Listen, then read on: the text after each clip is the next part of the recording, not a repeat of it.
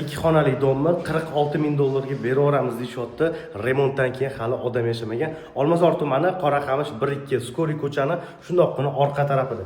Podyezddan kirdingiz, o'ng qo'lda oshxonaga chiqib ketirish, to'g'rida bo'lsa mehmonxona ko'rasizlar. Uyimizda tarsoy, uglovoyga joylashgan, yangi deraza romlari qo'yilgan. Remontdan keyin odam yashamagandan keyin mana abo'yi ozgina ko'chib qo'ygan ekan.